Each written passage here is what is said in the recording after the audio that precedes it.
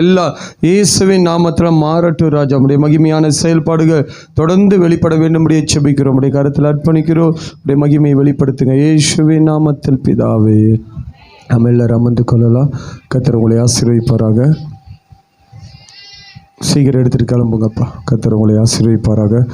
கர்த்தர் இந்த நாளில் நம்மோடு பேசுவதற்காக சில வார்த்தைகளை என் உள்ளத்தில் போட்டதை நான் உங்களிடத்தில் சொல்ல விரும்புகிறேன். தொடர்ச்சியான செய்திகளை கொடுக்கலாம் என்று நினைக்கும் போதெல்லாம் கர்த்தர் தொடர்ந்து, ஏன்னா துன்மார்க்குடைய சங்கீதம் 75:10 சொல்லப்பட்ட வார்த்தையில் நிறைய பேச வேண்டியது இருக்கிறது.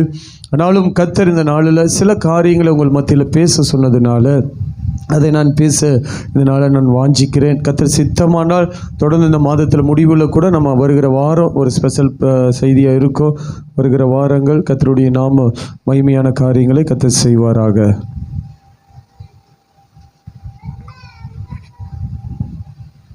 நம்ம எடுத்து வாசிக்க போகிறோம். ரோமர் எழுதின நிருபத்திலிருந்து சில காரியங்களை நம்ம வாசித்து கர்த்தருடைய நாமத்தை மகிமைப்படுத்த போகிறோம். கர்த்தர் நல்லவராய் இருக்கிறார். ஹல்லேலூயா, ஹல்லேலூயா. எடுத்து வாசிங்க பார்க்கலாம். 12 ஒருத்தர் எடுத்து வாசிங்க பார்க்கலாம். 12 எடுத்து வாசிங்க. நல்ல கவனிங்க பார்க்கலாம். அந்த வசனம் வாசிக்கிறத நான் ஒரு காரியத்தை சொல்கிறேன் பாருங்கள். வசனம் வாசிக்கிற நீங்கள் என்ன பண்ணணுன்னா, ஒரு தாட்டி வசனம் வாசிச்சிட்டிங்கன்னா இன்னொருத்தர் வாசிக்காதவங்க வாசித்தாங்கன்னா நீங்கள் அதுக்கு விட்டு கொடுத்துருங்க. நான் சில நாளாக பார்க்குறேன், தொடர்ச்சியாக 4 பேர் 5 பேர் விடாமல் வாசிக்கிறீங்க. அது விட்டுருணும். ஒருத்தர் நீங்கள் வாசிச்சிட்டிங்கன்னா இன்னொருத்தர் வாசிக்க முற்படுறாங்கன்னா தயவுசெய்து விட்டுருங்க. அது ஒரு ஆசீர்வாதம். எல்லாருமே அதில் பங்கெடுப்பதற்கு அது ஆசீர்வாதமாக இருக்கும். இப்போ வாசிங்க பார்க்கலாம். ஒருத்தர் வாசிங்க பார்க்கலாம். நம்பிக்கையிலே சந்தோஷமாக இருங்கள், உபத்திரவத்திலே பொறுமையாக இருங்கள், ஜெபத்தில் உறுதியாய் தரித்திருங்கள். நல்ல கைகளை தட்டி கர்த்தருடைய நாமத்தை அப்படியே மகிமைப்படுத்துங்க பார்க்கல. கர்த்தர் நல்லவராய் இருக்கிறார். அல்லேலூயா, ஹல்லேலூயா. ஒரு 3 காரியம். எத்தனை காரியங்கள்? 3 காரியத்தில் பேச வேண்டிய காரியங்கள் ஏராளமாக இருக்கிறது. குறிப்பிட்ட நேரத்துக்குள்ளே எவ்வளோ முடியுமோ அவ்வளோ காரியங்களை பேசி கர்த்தருடைய நாமத்தை நம்ம மகிமைப்படுத்தும். முதலாவது சொல்லப்படுகிற காரியம், நம்பிக்கையிலே சந்தோஷமாயிருங்கள். அல்லேலூயா. எதில் சந்தோஷமாக இருக்கணுமா சொல்லுங்க. எதில்? எந்த நம்பிக்கை? யார் மேலே இருக்கிற நம்பிக்கை? தேவன் மேல. அப்படின்னா தேவன் நமக்கு கொடுக்கிற வார்த்தையில நம்ம என்னவா இருக்கணும்னா சந்தோஷமா இருக்க வேண்டும். ஹல்லேலூயா, ஹல்லேலூயா. எரேமியால வாசிக்கும் போது சொல்றான், எரேமியா தீர்க்கதரிசி வனமாய் சொல்கிறார், உம்முடைய வார்த்தை கிடைத்த உடனே அதை நான் உட்கொண்டேன். என்ன பண்ணாராமா? வார்த்தை கிடைத்த உடனே உட்கொண்டேன். அது எனக்கு என்னவா மாறினதுன்னா அது எனக்கு மகிழ்ச்சியாய் மாறினது. அல்லேலூயா. அப்ப நல்ல கவனிங்க பார்க்கலாம். எதுல நம்ம சந்தோஷப்பட வேண்டும் என்று சொன்னா, தேவன் மேல, தேவன் கொடுக்கிற வார்த்தையில நமக்கு ஒரு சந்தோஷம் உண்டாக வேண்டும். அல்லேலூயா, அல்லேலூயா. நல்ல கவனிங்க. இன்னைக்கு நம்முடைய ஆசீர்வாதம் எங்கே இருக்கிறது? ஏன் நம்முடைய வாழ்க்கையில ஒரு சந்தோஷத்தை பார்க்க முடியலன்னா, கர்த்தர் கொடுக்கிற வார்த்தையில சந்தோஷம் இல்லை. நம்ம அநேகர் நினைக்கிறோம், கிறிஸ்தவத்துக்குள்ள வந்த உடனே கர்த்தர் என்னை எல்லா விதத்திலும் ஆசீர்வதித்து உயர்த்திடுவார். அல்லேலூயா. நடக்கும், நடக்காதுன்னு சொல்லல. அது உடனே நடக்குமா என்று சொன்னால் அது உடனே நடக்காது. நமக்கு என்ன பிரச்சனைகள் இருக்கிறதோ அதை உடனே கர்த்தர் மாற்றுவார். ஆனா உடனே அடுத்தது படிப்படியாக தான் என்ன செய்வார் என்று சொன்னா காரியங்களை செய்வார். எரேமியா 15:16 சொல்லப்படுது பாருங்க. உம்முடைய வார்த்தைகள் கிடைத்த உடனே அவைகள் என்ன பண்ண? உட்கொண்டு. அல்லேலூயா. நான் உங்களை பார்த்து கேட்கிறேன், வார்த்தையை கேட்கிறோமா உட்கொண்டு இருக்கிறோமா? சொல்லுங்க. வார்த்தையை கேட்கிறோமா உட்கொண்டு இருக்கிறோமா? நான் வார்த்தையை மாத்திரம் கேட்கிறேன்னு சொல்றவங்கள ஒரு அல்லேலூயா சொல்லுங்க பார்க்கலாம். வார்த்தையை சாப்பிட்றவங்க ஒரு அல்லேலூயா சொல்லுங்க பார்க்கலாம். எப்படி சாப்பிட்றீங்கன்னு இப்போ நீங்கள் விளக்கம் கொடுக்க போறீங்க. எனக்கு எப்படி சாப்பிட்றீங்கன்னு இப்போ நீங்கள் என்ன பண்ண போறீங்க? வேகமாக எனக்கு விளக்கம் கொடுத்தீங்கன்னா நான் வேகமாக முடிச்சுட்டு அடுத்த பகுதிக்கு நான் போகணும். அதனால சொல்லுங்க, எப்படி உட்கொள்றது? வேகமாக சொல்லுங்க பார்க்கலாம். அல்லேலூயா சொன்ன அத்தனை பேர் சொல்லுங்க பார்க்கலாம். வேகமாக சொல்லுங்க. கேட்ட வார்த்தையை தியானிக்க மனசுல தங்குதா? சரி, மனசுல தங்குது. அப்புறம் எப்படி ஒரு வார்த்தையை உட்கொள்றது சொல்லுங்க பார்க்கலாம். அடுத்தது எல்லாம் வாலிப பிள்ளைங்க எல்லாம் கொஞ்சம் கவனிங்க பார்க்கலாம். எல்லாம் சொல்லுங்க, எப்படி வார்த்தை உட்கொள்றது?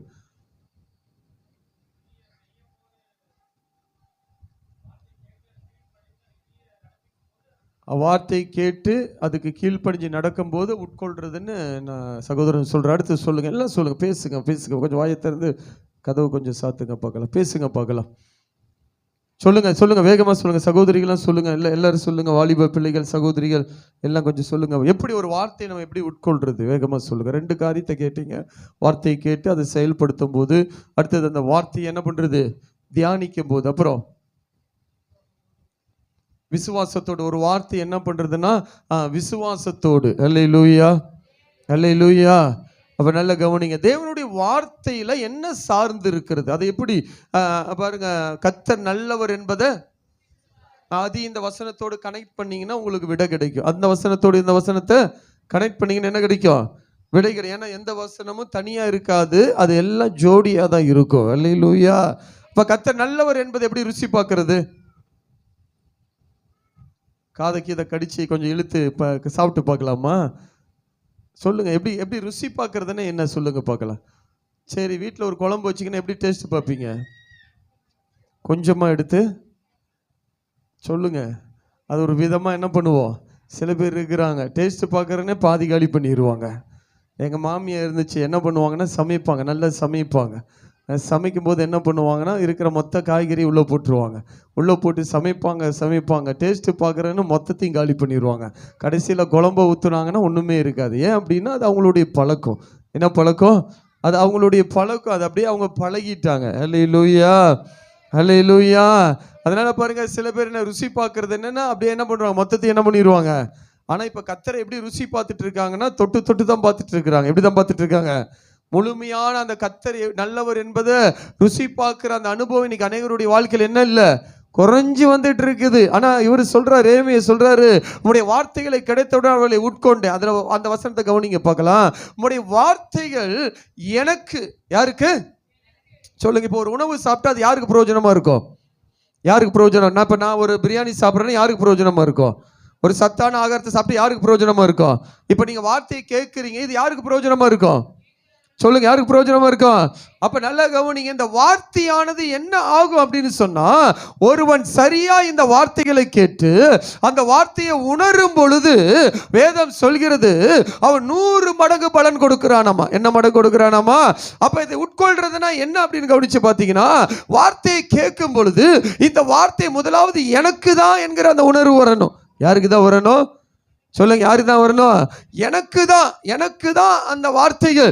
இப்ப இந்த சபையிலிருந்து பேசப்படுகிற வார்த்தைகள் யாருன்னா, இப்ப சபைக்குள் இருக்கிற இந்த வீடியோ மூலியமா கேட்டுக்கொண்டு இருக்கிற அநேகருக்கு இந்த வார்த்தை என்னவா மாறுதுன்னா, ஒரு சந்தோஷத்தை கொண்டு வருகிற, ஒரு மகிழ்ச்சியை கொண்டு வருகிற, ஒரு ஆரவாரத்தை கொண்டு வருகிற, ஒரு பலனை கொண்டு வருகிற வார்த்தையா இது மாறுகிறது. எப்ப மாறு அப்படின்னா, இந்த வார்த்தை கிடைக்குது. பார்த்தீங்களா, என்ன கிடைக்குது சொல்லுங்க, என்ன கிடைக்குது, வார்த்தை கிடைக்குது. இன்னைக்கு நிறைய யூடியூப்ல அங்க மிகமா நிறைய வார்த்தைகள் கிடைக்குது. ஆனா ஒன்றை மாத்திரம் நான் சொல்றேன், ஒரு திருச்சபைக்கு மெய்ப்பன் இடத்திலிருந்து வருகிற வார்த்தையை விட வெளியிலிருந்து ஒரு பெரிய வார்த்தைகள் வராது. அல்லேலூயா அல்லேலூயா.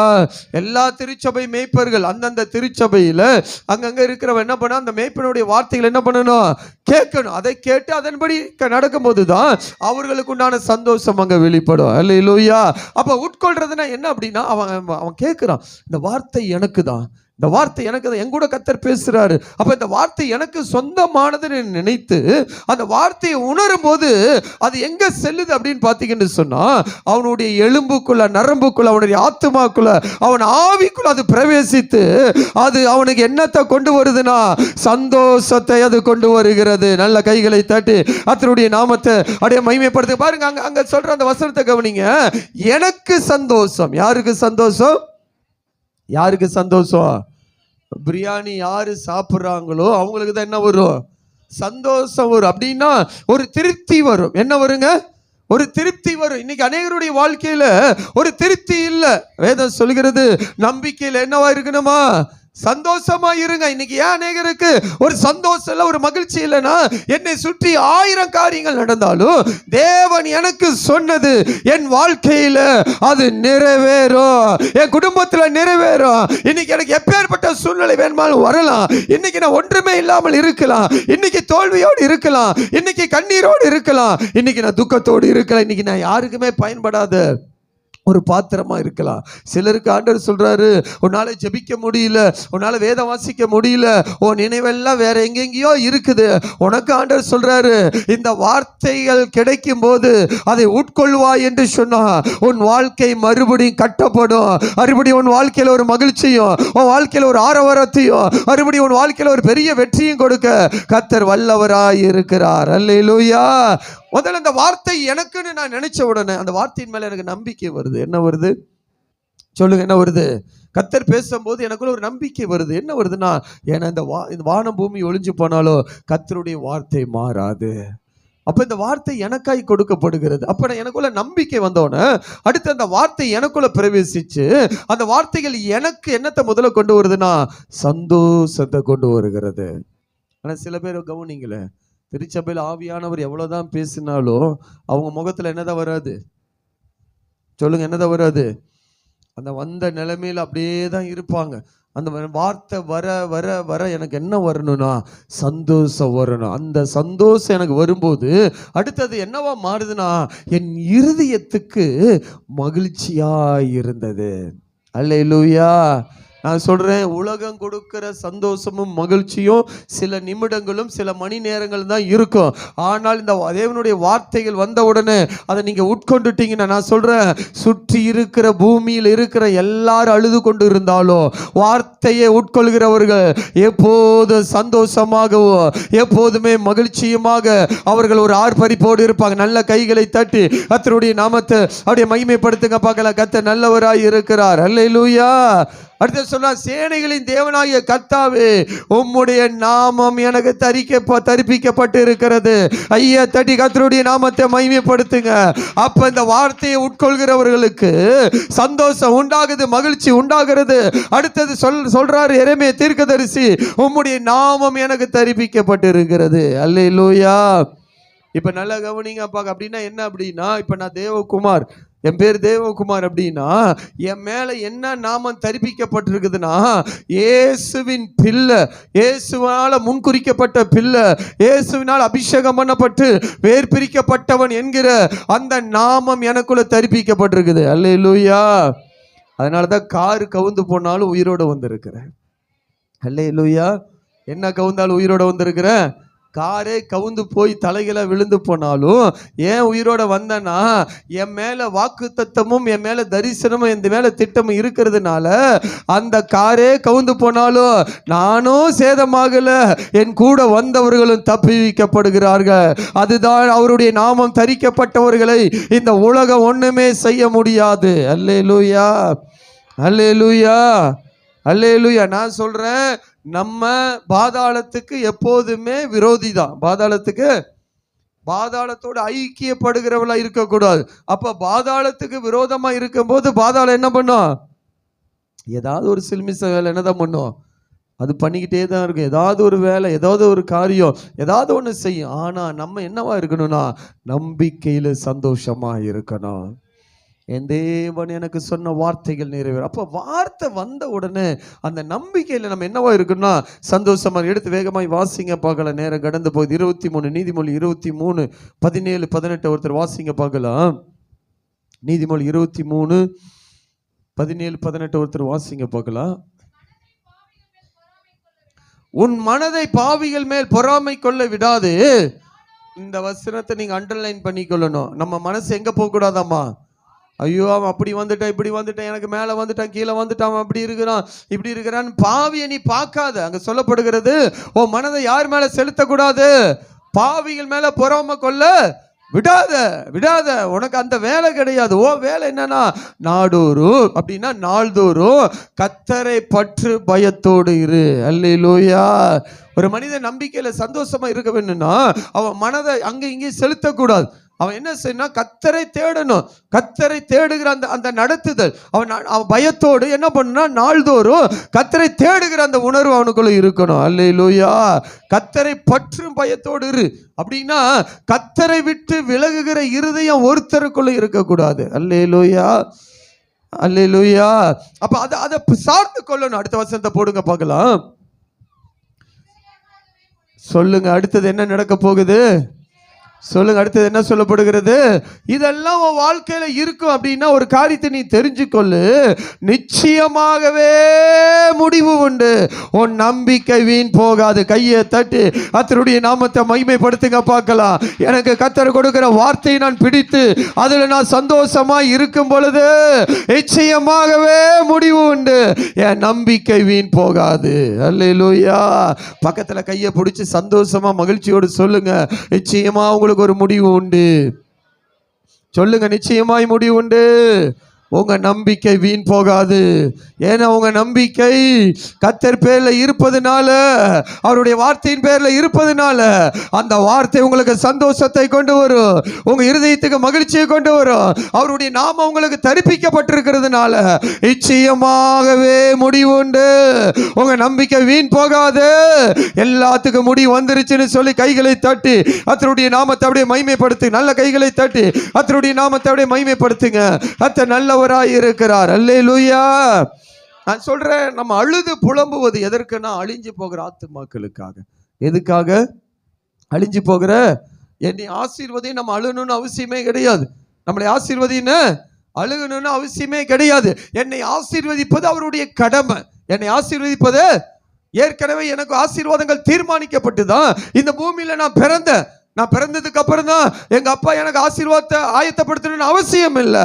நான் பிறப்பதற்கு முன்பாகவே, உலக தோற்றத்துக்கு முன்பாகவே என்னை முன்குறித்த தேவ எனக்கு உண்டான அத்தனை காரியங்களையும் அவர் ஆயத்தப்படுத்தி வைத்திருக்கிற. கையை தட்டி கர்த்தருடைய நாமத்தை மேம்படுத்துவேன். அதனால என் எதிர்காலம் எப்படி இருக்கும், என் எதிர்காலத்துக்கு யாரு துணையா வருவா, என் பிள்ளைங்க எப்படி இருக்கும், என் வேலை எப்படி இருக்கும், எப்படி குடும்பத்தை நடத்துவேன், எப்படி இந்த சூழ்நிலை இப்படி இருக்கு அப்படி இருக்குன்னு சொல்லி புலம்புவதை தயவு செய்து விட்டுட்டு அவருடைய வார்த்தையில நம்பிக்கையா இருங்க. அவர் பேர்ல நம்பிக்கை இருங்க. நம்பிக்கையில சந்தோஷமா இருக்கணும். அந்த நம்பிக்கை வீண் போகாதபடி நிச்சயமான முடிவுகளை கொடுப்பா. அவருடைய வார்த்தையின் மேல நம்ம நம்பிக்கை வைக்கும் பொழுது நாம் ஒரு நாள் வெட்கப்பட்டு போவதில்லை. வேதம் சொல்கிறது, என் ஜனம் ஒருபோதும் வெட்கப்பட்டு போவதில்லை. அவர் மேல நம்பிக்கை வைக்கிற யாரையும் கர்த்தர் வெட்கப்பட்டு போக விட மாட்டார். கையை தட்டி அவருடைய நாமத்தை அப்படியே மகிமைப்படுத்துங்க பார்க்கலாம். கர்த்தர் நல்லவராய் இருக்கிறார். அல்லேலூயா, அல்லேலூயா. நீதிமொழிகள் 10:28 சொல்கிறது, நீதிமானுடைய நம்பிக்கை மகிழ்ச்சி ஆகும். நீதிமானுடைய நம்பிக்கை என்னவா மாறுமா? நம்மள யாரு சொல்லுங்க, நம்மள யாரு? கர்த்தர் வாக்குத்தத்தம் கொடுத்தா துன்மார்க்குடைய கொம்புகளை எல்லாம் வெட்டப்படும். என்னப்படுமாமா? வெட்டி போடுவேன். கர்த்தர் சொல்ல, நான் செயல்படுறேன்ப்பா. நான் என்ன பண்றேன்? நான் செயல்படுகிறேன். 10:28 நீதிமொழிகள் 10:28 வாசிக்கும் பொழுது நீதிமானுடைய நம்பிக்கை என்னவா மாறும்? பக்கத்துல கையை பிடிச்சி சொல்லுங்க, உங்க நம்பிக்கை மகிழ்ச்சியா மாறப்போகுது. சொல்லுங்க, உங்க நம்பிக்கை மகிழ்ச்சியா மாறப்போகுது. நீங்க யாரை நம்பிக்கொண்டிருக்கிறீங்களோ, தேவனை நம்பிக்கொண்டிருக்கிற உங்களுக்கு, அவர் வார்த்தையை நம்பிக்கொண்டிருக்கிற உங்களுக்கு அது மகிழ்ச்சியாய் மாறப்போகுது. அப்படின்னா அந்த வார்த்தை நிறைவு பெற போகுது. கர்த்தர் உங்களுக்கு நிறைவாய் நடத்த போற. கையை தட்டி கர்த்தருடைய நாமத்தை அப்படியே மகிமைப்படுத்துங்க. கர்த்தர் நல்லவராய் இருக்கிறார். நீதிமான நம்பிக்கை அப்படின்னா என்னன்னா, அந்த வார்த்தையை உட்கொள்ளும் போது அது எனக்கு மகிழ்ச்சியோ, அடுத்தது எனக்கு என்னவா மாறுகிறதுனா எனக்கு ஒரு நிறைவை கொண்டு வரும். முதல்ல நம்புறேன், நான் நம்புறேன், வார்த்தையை நம்புறேன். அது எனக்கு உண்டான வார்த்தை, ஆசீர்வாதமான வார்த்தைகள் எனக்கு. அப்ப 75:10 சொன்னபடி அங்க சொல்லப்பட்டிருக்கிறது, துன்மார்க்குடைய கொம்புகளை என்ன பண்ணுவேன்? வெட்டி போடுவேன். நீதிமானுடைய கொம்பு. அப்ப இந்த வார்த்தை வந்த உடனே அது எனக்கு நான் நினைத்து அதை பிடித்து அதை உட்கொள்ளும் பொழுது சந்தோஷம் உண்டாகுது. அல்லேலூயா, அல்லேலூயா. நான் சொல்றேன், எப்போதுமே வார்த்தை வந்த உடனே அது மேல நம்பிக்கை வைங்க. அது முடிவு எப்படி ஆகுனா மகிழ்ச்சியாய் மாறும். இது எப்படி இருக்குது அப்படின்னா, ஒரு செடி வச்சா முதலாவது என்ன பண்ணும்? இலைகள் வரும். என்ன வருங்க? இலைகள் வரும். அது அடுத்தது என்ன பண்ணும்? பூ பூக்கும். அடுத்தது என்ன பண்ணும்? காயா வரும். அடுத்தது என்ன வரும்? அப்படின்னா இந்த நம்பிக்கையினுடைய காரியம் என்னன்னா, முதல்ல இந்த வார்த்தை மேல நம்பிக்கை வச்சிங்கன்னா ஒரு புது துளிர் உங்களுக்குள்ள எலும்ப ஆரம்பிக்கும். இலைகள் வர ஆரம்பிக்கும். அடுத்தது பூ பூக்க ஆரம்பிக்கும். அடுத்தது காய் காய்க்கும். அடுத்தது என்னவா ஆகுனா மகிழ்ச்சி. எதுக்கு அடையாளமா இருக்குன்னா, அந்த காய் பழமாய் மாற்றுவதற்கு கர்த்தர் வல்லவராய் இருக்கிறார். அல்லேலூயா. அப்படின்னா இனிமையான தருணங்கள். என்ன தருணங்கள்? பக்கத்துல கையை பிடிச்சி ஒரு தீர்க்க தரிசன வார்த்தையை சொல்லுங்க பார்க்கலாம். உங்க வாழ்க்கையில இனிமையான தருணங்கள், மகிழ்ச்சியான தருணங்கள், சந்தோஷமான தருணங்கள் சில பேர் நல்லா சத்தமா சொல்றீங்க, சில வாலிபர் சைடுல தான் ரொம்ப வீக்கா இருக்கிறாங்களா, கொஞ்சம் சத்தமா கொஞ்சம் சிரிச்சுக்கிட்டே இந்த வார்த்தையை சொல்லுங்க. சொல்லுங்க பார்க்கலாம். உங்க வாழ்க்கையில இனிமையான தருணங்கள், சந்தோஷமான தருணங்கள், மகிழ்ச்சியான தருணங்களை இயேசுவின் நாமத்தினா இன்றைக்கு அவர் தொடங்குகிறார். இனி நீ அழுது கொண்டிராய். உன் கூப்பிடல் சத்தத்துக்கு அவர் உருக்கமாய் இறங்கி இதோ உனக்கு பதிலை கொடுத்து கொண்டிருக்கிறார். நீ ஆர்ப்பரிக்க போற, நீ அகமகிழ போற, உன் நிமித்தம் அநேகர் சந்தோஷப்பட போறான்னு சொல்லி அல்ல கைகளை தட்டி ஒரு 2 நிமிடம் கண்களை மூடி அப்படியே ஜெபிக்க பார்க்கலாம்.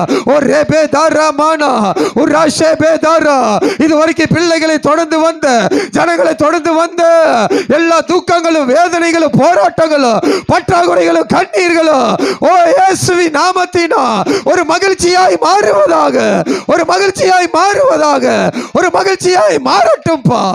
இதுவரை பார்த்தவைகள் அல்ல, இன்னும் ஒரு ஆர்ப்பரிப்பை பார்க்க போறதுக்காய் நன்றி அப்பா. ஒரு ஆர்ப்பரிப்பை பார்க்க போறதுக்காய் நன்றி. அல்லேலூயா, அல்லேலூயா.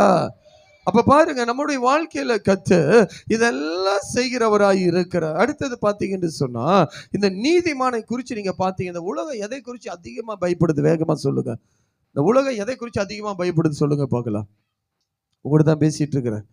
உலகம் எதுக்கு அதிகமா பயப்படும்? உங்களோட உலகத்துல தானே இருக்கிறீங்க, வாலிப பிள்ளைகள் எல்லாம். உலகம் எதுக்கு அதிகமா பயப்படும்? டக்குன்னு சொல்லுங்க பார்க்கலாம். சத்தமா சொல்லுமா. இந்த உலகம் எதுக்கு அதிகமா பயப்படும்னா மரணம். என்னன்னா, மரணத்தை பத்தி யாருமே பேச மாட்டாங்க. மரணத்தை பத்தி யாருமே பேச மாட்டாங்க. ஆனா இந்த இந்த இந்த இந்த இந்த இந்த ஒருத்தனுக்கு மகிழ்ச்சி, இந்த இந்த நம்பிக்கை எப்படின்னு பார்த்தீங்கன்னு சொன்னா, பிறப்பு முதல் இறப்பு வரை நீங்க கொஞ்சம் கவனிச்சு பார்த்தீங்கன்னா, நமக்கெல்லாம் என்னன்னா மரணம் கூட ஒரு பெரிய சந்தோஷம்தான். அல்லேலூயா. ஒரு வசனம் விவனமாய் சொல்கிறது. அதே நீதிமொழிகளில் 14:32 வாசிங்கள. அங்க ஒரு காரியம் எழுதப்பட்டிருக்கிறது. நீதிமான்கள் தன் மரணத்திலே நம்பிக்கை உள்ளவர். என்ன உள்ளவனாமா? சொல்லுங்க, என்ன உள்ளவனாமா?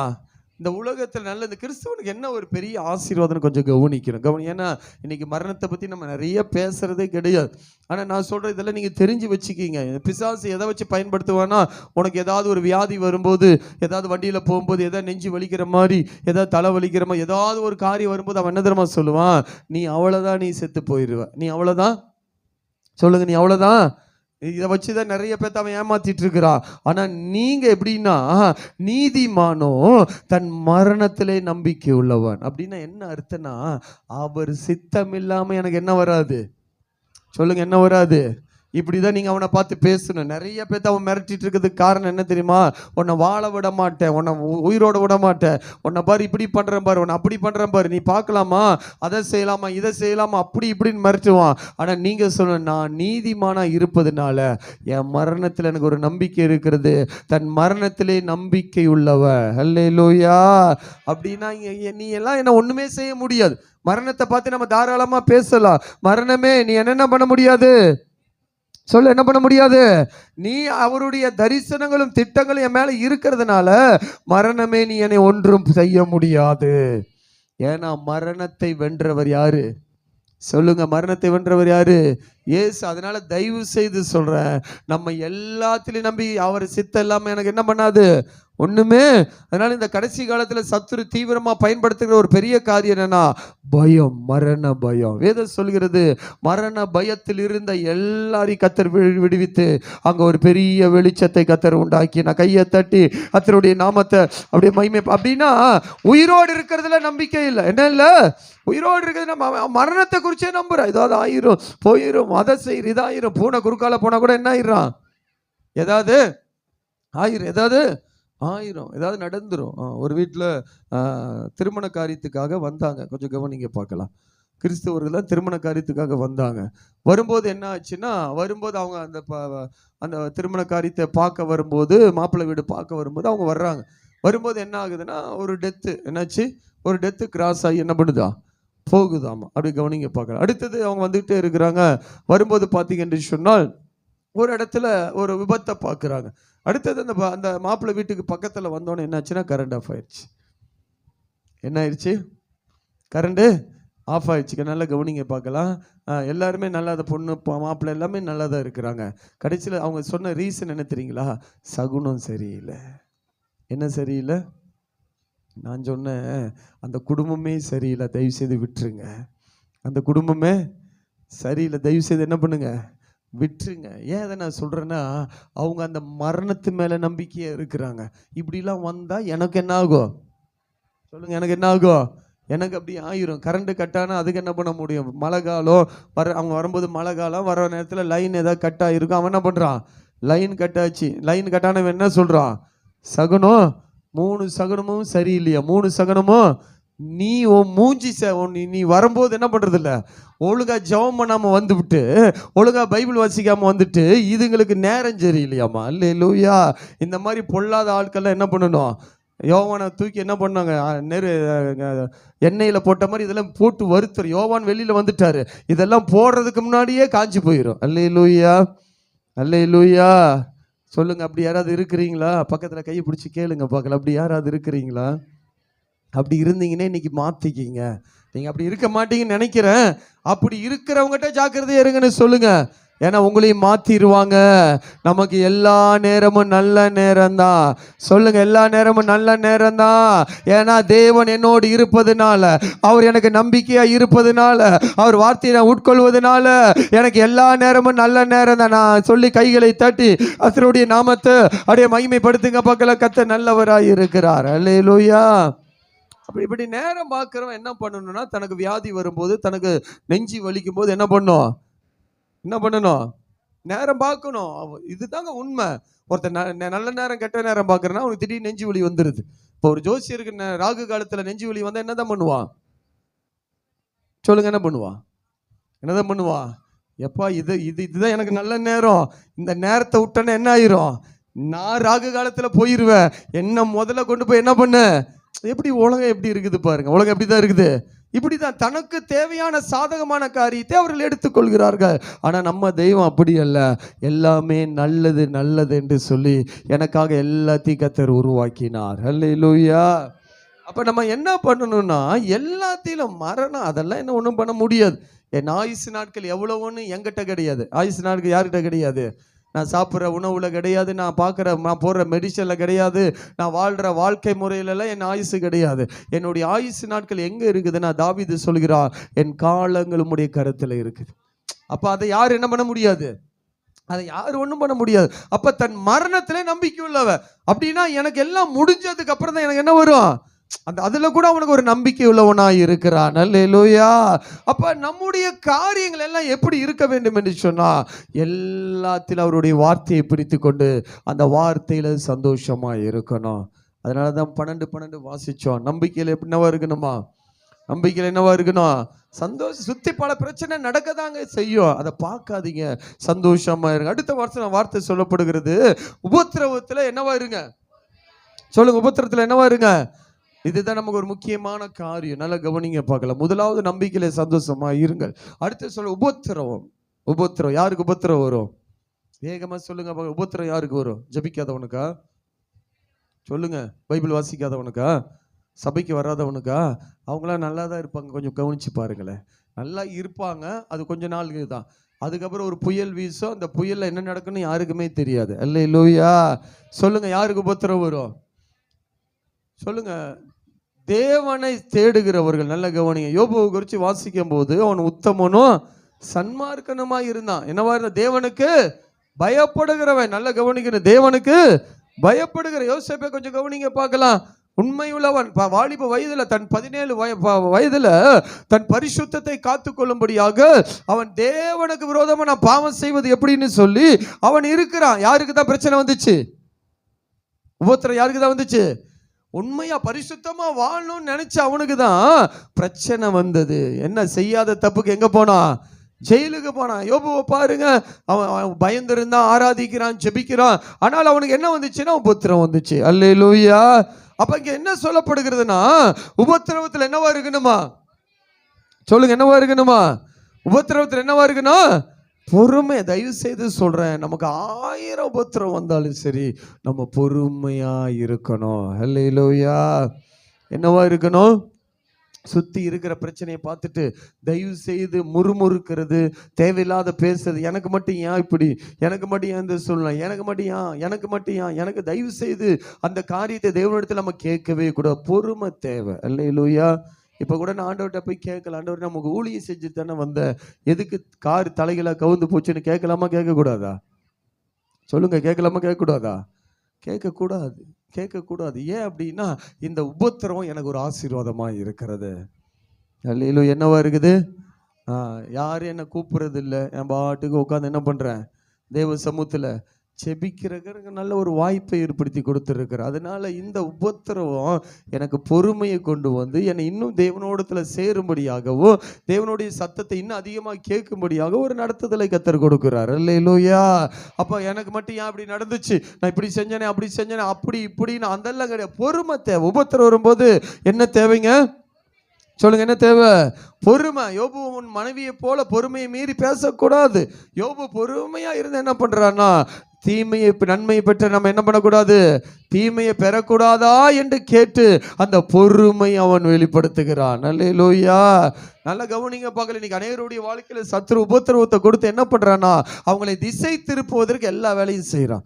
சில தோல்விகள், சில நஷ்டங்கள், சில கஷ்டங்கள், சில சூழ்நிலைகள், உங்களுக்கு விரோதமான சில காரியங்கள் பார்த்தீங்கன்னு சொன்னா நீங்க நல்ல வேலை செய்வீங்க, ஆனா உங்களுக்கு முன்னாடி என்ன பண்ணுவாங்க, ஒருத்தர் மேல மேல மேல போயிட்டே இருப்பாங்க. இதெல்லாம் நமக்கு ஒரு உபத்திரவமா இருக்கும், இதெல்லாம் ஒரு போராட்டமா இருக்கும். அடுத்தது உன் குடும்பத்துல உன் கணவன் மூலியமா, மனைவி மூலியமா, பிள்ளைகள் மூலியமா, சொந்த பந்தங்கள் மூலியமாக நீ நல்லா ஜெபம் பண்ணுவ, உண்மையா இருப்ப, கத்தரை தேடுவ, எல்லா காரியம் உனக்கு இருக்கும். ஆனா அவர்கள் நிமித்தம் உனக்கு உபத்திரம் வந்துகிட்டே இருக்கும். நல்லா ஜெபம் பண்ணிட்டு அப்பதான் வெளியே வருவ. ஆனா உன்னை உபத்திரவப்படுத்துவதற்காக நண்பர்கள் நிமித்தம் வேலை செய்யற இடத்துல, உன் மேனேஜ்மெண்ட்ல, எல்லா இடங்களிலும் உனக்கு உபத்திரவத்தை உண்டு பண்ணக்கூடிய ஆட்கள் ஆயத்தமாய் இருப்பார்கள். அல்லேலூயா. ஆனா நான் என்னவா இருக்கணும்? சொல்லுங்க, நான் என்னவா இருக்கணும்? ரொம்ப பொறுமையா இருக்கணும். உபத்திரவப்படுத்துகிறார்களா, விட்டுருங்க. ஆண்டவரை பார்த்து சொல்லுங்க, இந்த உபத்திரவம் எனக்கு நல்லதுப்பா, இந்த உபத்திரவம் நல்லது ராஜா, இந்த உபத்திரவம் எனக்கு நிரந்தரம் அல்லப்பா, இந்த உபத்திரவத்திலிருந்து நான் விடுவிக்கப்படுவேன். அல்லேலூயா. அல்லேலூயா. இந்த உபத்திரவம் எனக்கு என்ன செய்கிறது என்று சொன்னா, என்னை தேவ சமூகத்தில் இன்னும் அதிகமாக செயல்படும்படியாக இந்த உபத்திரவம் என்னை கொண்டு வந்து சேர்க்கிறதா இருக்கிறது. நல்ல கவனிங்க பார்க்குற. இந்த நீங்கள் பாடுகிற இந்த பாடல், நிறைய பாட்டு பாடுறோம். இந்த பாட்டுலாம் எங்கேருந்து அதிகமாக உருவாச்சு தெரியுங்களா? உபத்திரவத்தின் மத்தியிலிருந்து தான் இந்த நிறைய பாடல்கள் உருவாச்சு. நீங்கள் சங்கீத பகுதி முழுவதுமே வாட்சி பாருங்களேன். இதெல்லாம் எங்கிருந்து தாவீதுக்கு உண்டாச்சு அப்படின்னு பார்த்தீங்கன்னா, உபத்திரவத்தின் மத்தியில் இருக்கும்போது தான் சங்கீத பகுதிகளை அதிகமாய் தாவீது எழுதுகிறார். அல்லேலூயா. அப்போ உபத்திரம் வரும்போது எனக்கு என்ன ஆகுதுன்னா, தேவனுடைய அந்த பிரசன்னமும் தேவனுடைய அந்த அரவணைப்பும் என்னை அதிகமாய் நெருங்கி வரும். உபத்திரம் வரும்போது நம்ம சொல்லுவோம், அப்பா உங்களை தவிர எங்களுக்கு யாரும் இல்லைப்பா, நீங்க எங்களை நடத்துங்க. உபத்திரம் வரும்போது நம்ம அதை தான் சொல்லணும். உபத்திரம் வரும்போது அதெல்லாம் சொல்லணும், ஆண்டவர் என்னை சுற்றி எல்லாரும் இருக்கிறாங்க, ஆனால் என்னை உபத்திரவப்படுத்திக்கிட்டே இருக்கிறாங்கப்பா, ஆனால் எனக்கு ஒன்று தெரியும், நீர் என்னோடு இருக்கிறீங்க, நீர் என்னை நடத்தி கொண்டு இருக்கிறீங்கப்பா. இந்த உபத்திரவத்தை தாண்டி நான் கடந்து போவேன். எனக்காய் வைத்திருக்கிற சிங்காசனத்தில் நான் ஏறுவேன். பூமியின் உயர்ந்த இடங்களில் என்னை ஏறி இருக்க பண்ணி என்னை அழகு பார்க்கிற தேவன் நீங்க இருக்கிறீங்கப்பா. அதனால இந்த உபத்திரவம் எனக்கு நிரந்தரம் அல்ல. அல்லேலூயா. பிள்ளைகள் நிமித்தம் உபத்திரம் வருதா, கவலைப்படாதீங்க.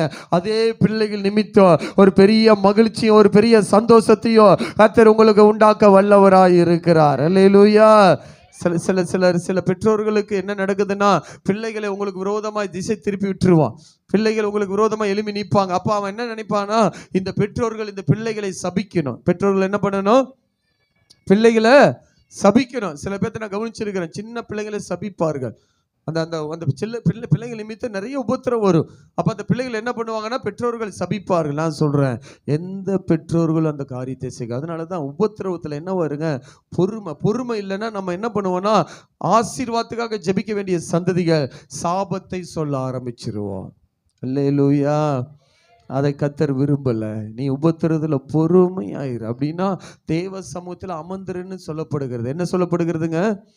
தேவ சமூகத்துல நீ அமர்ந்துரு, நீ வந்து தேவ சமூகத்துல அமர்ந்துரு, பொறுமையோடு நின்று தேவ சமூகத்துல அப்படியே சில காரியங்கள் அப்படியே சொல்லி ஒரு சின்ன ஆராதனை பண்ணு. தேவ சமூகத்துல உன்னை உபத்திரவப்படுத்துறாங்களா, அப்படியே தேவ சமூகத்துல வந்து அப்படியே சின்ன ஆராதனை பண்ணி பாருங்க. தேவ பிரசன்னம் அளவில்லாமல் இறங்கி வரும். தேவ பிரசனம் நீங்க எதிர்பார்க்காத விதத்துல அது பயங்கரமா இறங்கி வந்து அந்த பிரசனத்துக்குள்ள இருந்து தேவன் உங்களோடு பேசுவார். தேவன் உங்களோடு பேசுவார். அவர் செய்ய வேண்டிய காரியங்களை கர்த்தர் உங்களோடு வெளிப்படுத்தி கொடுப்பார். அதனாலதான் உபத்திரவத்துல என்னவா பண்ணணும் சொல்லுங்க, என்னவா பண்ணணும்? அதில் பாருங்க, சொல்லப்படுகிற வார்த்தைகளை நீங்கள் அப்படி கவனிக்கணும். உபத்திரவப்படுவது நல்லதுதான். உபத்திரவப்படுவது சங்கீதம் 119 போட்டபடி பாருங்க, 71 நான் உபத்திரவப்பட்டது எனக்கு நல்லது, அதனால உமது பிரமாணங்களை. அப்ப நான் என்ன சொல்ல வரேன்னா, உபத்திரவடும் போது நான் மனுஷனை தேடி போகாதபடி தேவனை நோக்கி நான் வரும்போது அவருடைய பிரமாணங்கள் எனக்கு கற்றுக்கொள்ளப்படுகிறது. அப்படின்னா அவர் கூட பேசுறார். அவர் என்ன பண்றாருங்க, அதை தான் ஆரம்பத்துல சொன்ன. அந்த உபத்திரம் வரும்போது நான் தேவ சமூகத்துக்கு போகும்போது அவர் என்னோடு பேசுகிற தெய்வமாய் இருக்கிறார். அல்லேலூயா. நிறைய வார்த்தைகள் இருக்கிறது. அடுத்தது நான் ஒரு காரியங்களை சொல்லி அதை நிறைவு செய்ய விரும்புகிறேன். அப்போஸ்தலர் 2:42. அடுத்தது நம்ம என்ன வாசிச்சோம் அப்படின்னு சொன்னா, ஜெபத்துல உறுதியாய் தரித்திருங்கள். ஜெபத்துல என்னவா பண்ணணும்? உறுதியா என்ன பண்ணணுங்க? உறுதியா இருக்கணும். ஜெபத்துல என்ன பண்ணணும்னா உறுதியா இருக்கணும். முதல்ல என்ன பண்ணணும்? நம்பிக்கையில, அடுத்தது உபத்திரவத்துல, அடுத்தது மூன்றாவது காரியம் சொல்லப்படுகிறது. ஜெபத்துல என்னவா பண்ணணும்? ஜெபம் பண்ணுதலில் என்னங்களாமா? ஜெபம் பண்ணுதலிலும் உறுதியாய் இதுவும் இருக்கணும். மேல இருக்கிற காரியமும் இருக்கணும். அடுத்தது சொல்லப்படுகிறது மூன்றாவது காரியம், ஜெபம் பண்ணுதலிலும் உறுதி என்ன இருக்கணும்? நான் உங்களை எல்லாரையும் பார்த்து கேட்குறேன், எத்தனை பேர் உறுதியாக ஜெபம் பண்ணிட்டு இருக்கீங்க? உங்களை கொஞ்சம் கவனிக்கணும். எனக்கு தெரியும் அநேகருடைய வாழ்க்கையில் உறுதியான ஜெபம் கிடையாது. உறுதியான ஜெபம் கிடையாது. என்ன சூழ்நிலை வந்தாலும் சரி, எப்பேற்பட்ட காரியம் வந்தாலும் சரி, என் ஜெப நேரத்தை நான் மாற்றிக்கொள்ள மாட்டேன். எந்த சூழ்நிலை வந்தாலும் சரி, என் கர்த்தருக்கு கொடுக்க வேண்டிய ஜெப காரியத்திலோ நான் அர்ப்பணிக்கப்பட்டபடியே நான் தொடர்ந்து ஜெபிக்க வேண்டும் என்று சொல்கிற அந்த எண்ணம் அநேகருக்குள்ள இல்லை. அதனால கர்த்தர் இந்த நாள்ல சொல்றாரு, ஜெபம் பண்ணுவதில் நீ உறுதியாய் இருக்கணும். அல்லேலூயா. ஏன் அப்படின்னா, என் தேவன் ஜெபத்தை கேட்கிறவ, என் தேவன் ஜெபத்தை கேட்கிறவர். என் தேவன் எந்த சூழ்நிலையில் நான் ஜெபித்தாலும் ஆபத்து காலத்தில் என்னை நோக்கி கூப்பிடுன்னு கர்த்தர் சொல்லி இருக்கிறார். அப்ப நான் ஜெபிக்கணும். எனக்கு ஆபத்து வரும்போது மனுஷனை அல்ல, தேவனை சார்ந்து நின்று நான் உறுதியா ஜெபிக்கும் போது கர்த்தர் எனக்கு உறுதியான பதிலை கொடுக்கிறவராய் இருக்கிறார். அப்போஸ்தலர் நடவடிக்கைகள் 2:42 வாசிக்கும் பொழுது, ஜெபம் பண்ணுவதிலும் அவர்கள் அப்போஸ்தலருடைய உபதேசத்திலும் அந்நியத்திலும் அர்ப்பணிக்குதலிலும் ஜெபம் பண்ணுவதில் என்னவா இருந்தாங்களாமா? உறுதியாய் தரித்திருந்தார்கள். நல்ல கவனிக்கணும். அடுத்தடுத்த காரியத்தை நீங்க அப்படியே வாசிப்பில் என்று சொன்னா, அந்த உறுதியாய் தரித்திருந்த அவர்களை கொண்டுதான் கர்த்தர் ஒரு பெரிய அசைவை கொண்டு வர ஆரம்பித்தார். அவர்கள் மூலியமா எழுப்புதலை கொண்டு வர ஆரம்பித்தார். அவர்கள் மூலியமா தேசத்தை அசைக்க ஆரம்பித்தார். அவர்களுக்கு அந்த ஜெபத்துல உறுதியாய் இருந்தவர்களுக்கு அந்த உலகம் கொடுத்த பேர் என்ன தெரியுங்களா? உலகத்தை கலக்கிறவர்கள் இங்கேயோ வந்து விட்டார்கள். உலகத்தை கலக்கிறவர்கள் இங்கேயும் வந்து விட்டார்கள். ஜெபத்தில் உறுதியா இருக்கிறவர்களுக்கு இந்த உலகம் கொடுக்கிற பேர் என்ன தெரியுங்களா? ஓ, உலகத்தை கலக்கிறவர்கள் இங்கேயும் வந்து விட்டார்கள். உங்களை பார்த்து ஜெபத்தில் உறுதியா இருக்கும் பொழுது இந்த உலகம் உங்களை பார்த்து சொல்லும், கலக்கிறவர்கள் வந்து இருக்கிறார்கள். அல்லேலூயா, அல்லேலூயா. கிறிஸ்துவ வாழ்க்கை என்பது ஏதோ ஒரு சாதாரண வாழ்க்கை அல்ல. ஏதோ நீங்க இருக்கிற இடத்துல ஏதோ மறைந்து வாழ்கிற வாழ்க்கை அல்ல. ஜெபம் பண்ணுகிறவன் ஒரு இடத்துல இருப்பானா, அந்த இடத்துல அதிர்வலைகளை உண்டாக்க கர்த்தர் வல்லவராய் இருக்கிற. கையை தட்டி கர்த்தருடைய நாமத்தை மகிமைப்படுத்துங்க. ஒரு ஜெபிக்கிறவன், ஒரு நம்பிக்கையில சந்தோஷமா இருக்கிறவன், உபத்திரவத்துல பொறுமையா இருக்கிறவன், ஜெபத்துல உறுதியா இருக்கிறவன் ஒரு இடத்துல இருப்பார்கள் என்று சொன்னான். அந்த இடத்துல ஒரு மாற்றம் இருக்கும். அந்த இடத்துல ஒரு மாற்றம் இருக்கும். 1000 பேர் அந்த இடத்துல நின்னாலும் உங்களை கர்த்தர் வித்தியாசப்படுத்தி காட்டுவா.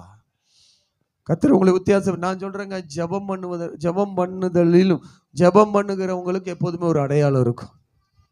உறுதியா ஜெபம் பண்ணுகிறவங்களுக்கு எப்போதுமே ஒரு அடையாளத்தை கர்த்தர் போட்டு வைத்திருப்பார். அல்லேலூயா. அப்படின்னா என்ன அடையாளம்னா, நீங்க ஆளக்கூடியவர்களாய் இருப்பீர்கள். நீங்க ஆளக்கூடியவர்களா இருப்பீங்க. அடுத்தது அந்த உறுதியா ஒருத்தர் ஜெபம் பண்றாங்க பாத்தீங்களா? ஒரு காரியத்தை எடுத்து நல்லா கவனிங்க.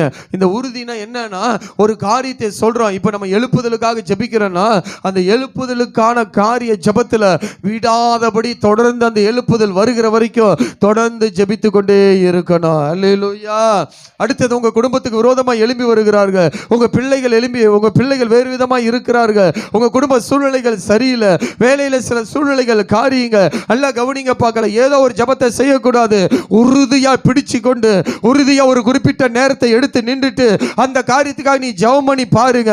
நான் தேவ சமூகத்திலிருந்து சொல்லுகிறேன், உனக்கு விரோதமா எழும்பின அந்த பிரச்சனைகள் நீ உறுதியா ஜெபத்துல இருப்பதனால அந்த போராட்டங்களோ அந்த பிரச்சனை அந்த குழப்பம் அந்த வேண்டாத காரியங்களோ உன்னை விட்டு ஓடி போனது நீ பார்த்து நீ மகிழ்ச்சி ஆரவாரத்தோடு ஆர்ப்பரிப்போடு நீ செயல்படுவ.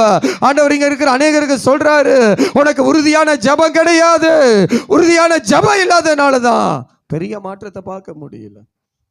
சில பேர் பிரச்சனை நேரத்தில் மட்டும் அதிகாலையில் 3 மணிக்கு 2 மணிக்கு 4 மணிக்கு 5 மணிக்கு அப்படியே ஜெபம் பண்ணுவாங்க.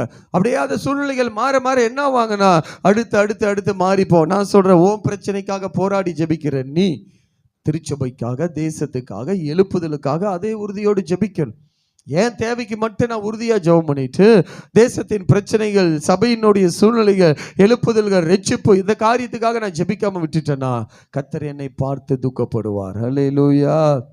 அப்போ உறுதி, ஏன்னா ஒரு காரியத்தை ஜெபம் பண்ணி அதை பெற்றுக்கிட்டேன்னா அடுத்த காரியத்துக்கு நான் போகணும். அடுத்தடுத்த காரியம் என் தேவைகள் சந்திக்கப்பட்டுருச்சுன்னா அடுத்தது நான் என்ன செய்ய வேண்டும் என்று சொன்னா, நம்முடைய தரிசனம் என்ன, நம்ம திருச்சபை தரிசனம் என்ன, திருச்சபையின் திட்டம் என்னன்னு சொல்லி அதற்குள்ள நுழைஞ்சு அதுக்குள்ள உறுதியா நின்று ஜெபிக்கணும். அல்லேலூயா, அல்லேலூயா. உறுதி இல்லாதது எல்லாமே என்ன ஆயிரும், கீழே விழுந்து மண்ணோடு மண்ணா என்ன பண்ணிரும். இப்ப நம்ம உறுதி இல்லாம நின்னோம்னா என்ன ஆயிரும். நான் ஒரு போட்டோவை பார்த்தேன், நல்லா கவனிங்க பார்க்கலாம். ஒரு போட்டோவை காட்டுறாங்க. ஒரு குழந்தை, நிறைய குழந்தைங்க நடந்துகிட்டு இருக்குது. ஆனால் ஒரே ஒரு குழந்தை என்னாங்கன்னா, அது சோமாலியா நாடுன்னு நினைக்கிறேன். ஒரே ஒரு குழந்தை மாத்திரம் என்ன பண்ணுதுன்னா, அதனால நடக்க முடியாமல் உறுதி இல்லாமல் அது அப்படியே உட்காந்துட்டு இருக்குது. அந்த குழந்தை அது பக்கத்தில் பார்த்தீங்கன்னா பணம் திங்கிற ஒரு கழுகு அந்த குழந்தையவே பார்த்துட்டு இருக்குது. அந்த ஃபோட்டோ அப்படி தான் இருக்கிறது. அந்த குழந்தை அதுக்கு என்ன அர்த்தம்னா, இவன் உறுதி இல்லாமல் இருக்கிறதுனால கொஞ்ச நேரத்தில் இவன் கீழே விழுந்துருவான். கீழே விழுந்தவன் என்ன பண்ணணும், சாப்பிட்டு. இன்னைக்கு நிறைய பேர்த்த சத்துரு அப்படிதான் பார்த்துட்டு இருக்கிறான். பலவிதமான சூழ்நிலையை உருவாக்கி பலவிதமான பிரச்சனையை கொண்டு வந்து பலவிதமான காரியத்தை வெளிப்படுத்தி ஜபத்தில் இவன் உறுதியா இருக்கக்கூடாதுன்னு சொல்லி உன் ஜபத்தினுடைய உறுதித்தன்மையை உடைச்சி போட்டுட்டு அப்படியே அவன் உன்னை பார்த்துக்கிட்டே இருக்கிறான். ஆனால் கர்த்தர் இன்றைக்கு உன்னை பார்த்து சொல்றாரு, நீ ஜபத்தில் உறுதியாய் நின்று விடுவாய் என்று சொன்னார்.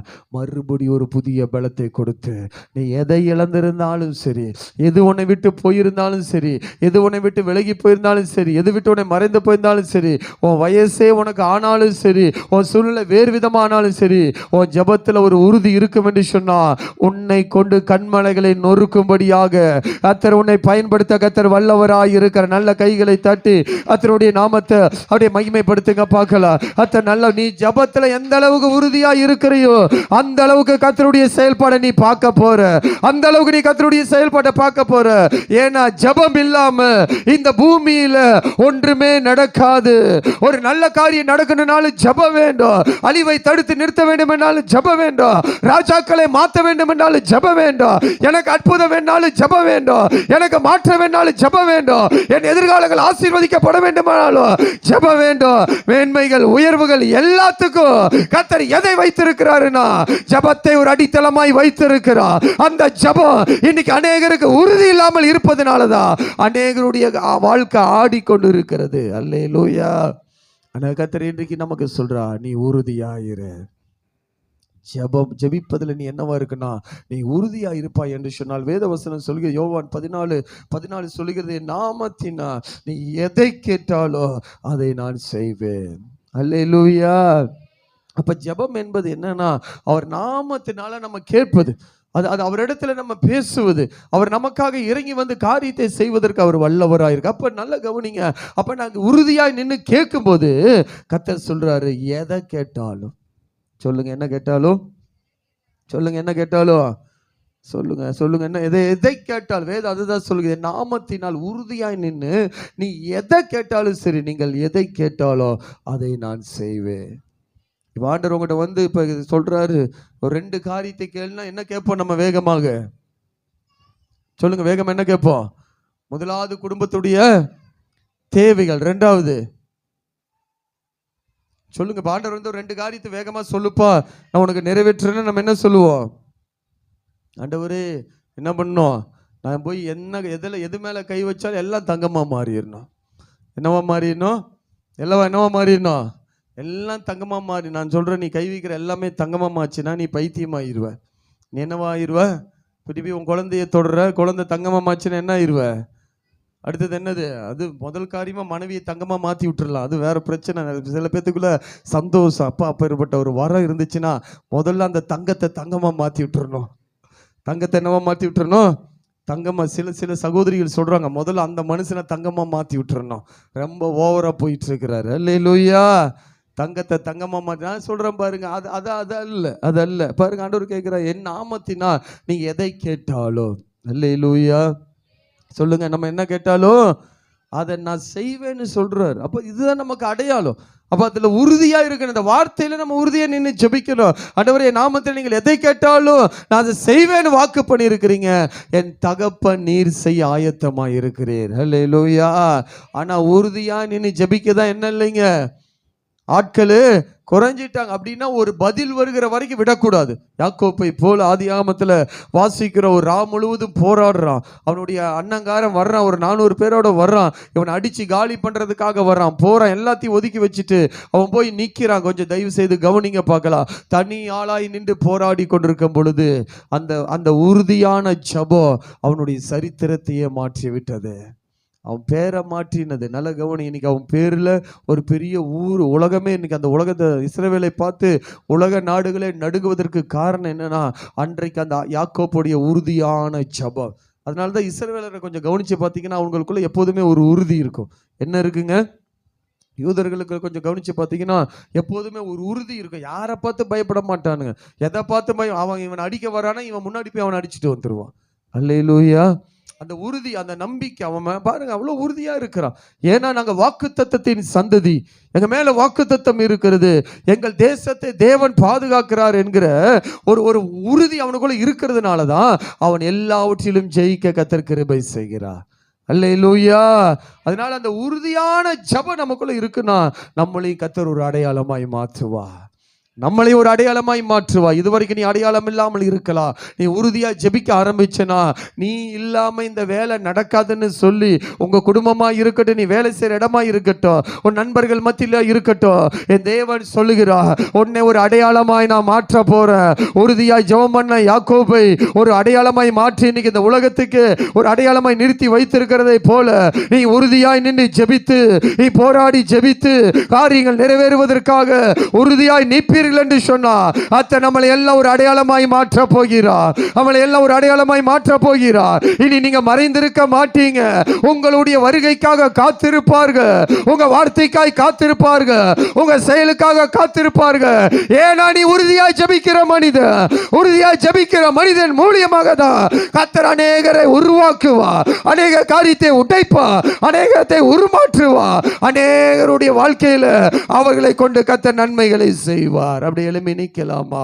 எல்லாரும் அப்படி எழுப்பி நிற்கலாமா? கேட்ட வார்த்தைகளின்படியே நம்பிக்கையில சந்தோஷமாயிருங்க, உபத்திரவத்துல பொறுமையாயிருங்க, ஜெபிப்பதுல உறுதியாய் நீங்க இருக்க வேண்டாம். எல்லா கண்களை மூடி தேவ சமூகத்துல, எல்லார் கண்களை மூடி தேவ சமூகத்துல அப்பா பாருங்க, உங்க நம்பிக்கையில சந்தோஷமா இருக்கிறீங்களா? அநேக சூழ்நிலைகள் இருக்கிறது. வார்த்தை கிடைத்த உடனே அதை உட்கொள்ளும் பொழுது அந்த நம்பிக்கை அவனுக்கு ஒரு பெரிய ஆசீர்வாதத்தை கொண்டு வந்தது, ஒரு பெரிய மகிழ்ச்சி, சந்தோஷத்தையும் மகிழ்ச்சி கொண்டு வந்தது. அவருடைய நாமம் உங்களுக்கு தரிக்கப்பட்டு இருக்கிறது. உபத்திரவத்தில் பொறுமையாக இருக்கிறீங்களா? கொஞ்சம் கவனிங்க பார்க்கல. உபத்திரவத்தில் பொறுமையாக இருக்கிறீங்களா? இல்லை புலம்பிக் கொண்டு இருக்கிறீங்களா? கொஞ்சம் உங்களை கவனிங்க. அடுத்த ஜெபத்தில் உறுதியாய் தரித்திருக்கிறீர்களா? கொஞ்சம் உங்களை கவனிங்க. உன் ஜெப நேரத்தை யாருக்காகவும் எதற்காகவும் நீ விட்டு கொடுக்க கூடாது. உன் ஜெப நேரத்தை யாருக்காகவும் எதுக்காகவும் நீ விட்டு கொடுக்க கூடாது. கர்த்தர் உன்னை நடத்த வல்லவராய் இருக்கிறார்.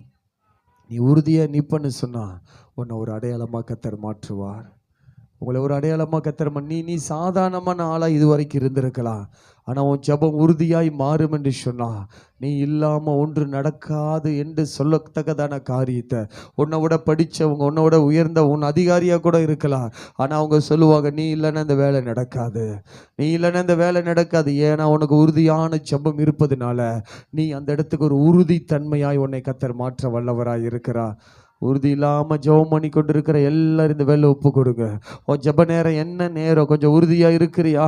4 மணிக்கு நான் ஜெபிக்கிற அதிகாலையில், மறுபடி இரவு நேரங்களில் ஜெபிக்கிற, மதியத்தில் ஜெபிக்கிற, எனக்கு நேரம் கிடைக்கும் போதெல்லாம் கர்த்தரை நான் துதிச்சு உறுதியாக ஜெபிச்சுக்கிற எத்தனை பேர் இங்கே இருக்கிறீங்க? கொஞ்சம் வாழ்க்கையை கொஞ்சம் கவனித்து பார்த்து தேவ சமூகத்தில் அப்படி ஒப்பு கொடுங்க பார்க்கலாம். தேவ சமூகத்தில் எல்லாரும் ஒப்பு கொடுங்க. ஆண்டவரே, நாங்கள் உறுதியாய் நின்று ராஜா ஜெபிக்க எங்களுக்கு கிருபை பாராட்டுங்க, கிருபை பாராட்டுங்க அப்பா, கிருபை பாராட்டுங்க. எங்களை நாங்கள் ஒப்பு கொடுக்கிறோம் சொல்லி தேவ சமூகத்தில் அப்படியே ஒப்பு கொடுங்க பார்க்கலாம். எல்லாரும் தேவ சமூகத்தில் அப்படியே ஒப்பு கொடுங்க. நாங்கள் ஆண்டவரே நம்பிக்கையிலே சந்தோஷமா இருப்போம், உபத்திரவத்தில் பொறுமையா இருப்போம் ராஜா, உபத்திரவத்தில் பொறுமையா இருப்போம். வேண்டாதவைகளை நீ பேச மாட்டோம், ஜெபத்தில் உறுதியா இருப்போம். எங்களை அர்ப்பணிக்கிறோன்னு சொல்லுங்க, அர்ப்பணிக்கிறோன்னு சொல்லுங்க. சூழ்நிலையை பார்க்காத, உறுதியா ஜெபம் பண்ணு, ஜெபம் பண்ணு, ஜெபம் பண்ணு. உறுதியா நின்று ஜெபம் பண்ண ஆரம்பி. உனக்காக வெங்கல கதவுகளை உடைத்து இரும்பு தாழ்பாகளை அந்த காலத்துல பொக்கிஷங்களை ஒளிபடுத்த மறைபொருளையோ உனக்காய் வெளிப்படுத்தி கொடுக்க கர்த்தர் வல்லவராய் இருக்கிறார், கர்த்தர் வல்லவராய் இருக்கிறார். மகிழ்ச்சி சந்தோஷமும் இருக்கிறது. உன் நம்பிக்கை வீண் போகாது, நிச்சயமாய் முடிவுகளை கொடுத்து கர்த்தர் நடத்த வல்லவராய் இருக்கிறார். ஆண்டவரே, அப்பா பார்த்து எத்தனை பேர் சொல்ல போறீங்க? வார்த்தையை கர்த்தர் கொடுத்துட்டாரு, வார்த்தை மேல நம்பிக்கையா இருங்க, அவைகளை உட்கொள்ள ஆரம்பிங்க. அது உங்கள் இருதயத்துக்குள்ள மகிழ்ச்சியை கொண்டு வரும், அரிய மாற்றங்களை கொண்டு வரும். அந்த மகிழ்ச்சி நிரந்தரமாய் மாறும். மறுபடியும் சொல்லப்படுது, உபத்திரம் வருதா கவலைப்படாத, உபத்திரம் வருதா கவலைப்படாத, பயப்படாத. கர்த்தர் பெரிய காரியங்களை செய்வதற்காக உங்களை ஆயத்தப்படுத்தி கொண்டிருக்கிறார். இவைகள் மத்தியில் ஜெபம் பண்ணுவதிலும் உறுதியாய் நில்லுங்க, ஜெபம் பண்ணுவதில் உறுதியாயிரு. சகோதரி சகோதரனே, வாலிப பிள்ளைகளே, எல்லாரும் ஜெபம் பண்ணுவதில் உறுதியாய் நீங்க நிற்கணும். சூழ்நிலையை பார்த்துட்டு வேற காரியங்களை பார்த்துட்டு இருக்காதீங்க. உங்கள் தனிப்பட்ட ஜெபங்கள் அதிகமாய் மாறட்டும், தனிப்பட்ட ஜெபங்கள் அதிகமாய் மாறட்டும், தனிப்பட்ட ஜெபங்கள் அதிகமாய் எழும்பட்டு அதிகாலை நேரங்களில் எல்லா நேரங்களும் உறுதியாக நின்று ஜெபிக்க ஆரம்பிங்க. நீங்க ஒரு அடையாளமா மாறிக்கொண்டிருக்கிறீங்க. கர்த்தாவே, ஜனங்களோடு இடைப்பட்டு கொண்டிருப்பதற்காக நன்றி அப்பா, ஜனங்களோடு இடைப்படுவதற்காக நன்றி. இவங்களை எல்லாரையும் ஒரு அடையாளமாய் மாற்றுவதற்கு, சந்தோஷத்துக்கு இவர்கள் தான் அடையாளம், பொறுமைக்கு இவங்க தான் அடையாளம். ஆண்டவரை ஜெபம் பண்ண உறுதியா இருப்பது இவங்க தான் ஒரு அடையாளம். இந்த அடையாளம் இந்த பூமிக்கு ஒரு பெரிய மாற்றத்தை கொண்டு வருவதற்காக நன்றி செலுத்துகிறோம். தொடர்ந்து நடத்துங்க அப்போ, அப்படியே நாமத்தை மையப்படுத்துங்க. இந்த இரவுல தொடங்க இருக்கிற 52 நாள் இரவு ஜெபத்தையும் உடைய கருத்தில் நாங்கள் ஒப்பு கொடுத்து நாங்கள் ஜெபிக்கிறோம். 9:30 மணிக்கு துவங்க இருக்கிற ஜெபங்களை ஒப்பு கொடுக்கிறோம். இந்த மாதம் முழுவதும் ராஜா, நீ வருகிற ஒவ்வொரு மாதமும் நாட்களும் எங்களுக்கு ஜெப மாதமாய் நாட்களாய் வைத்திருக்கிறீங்க.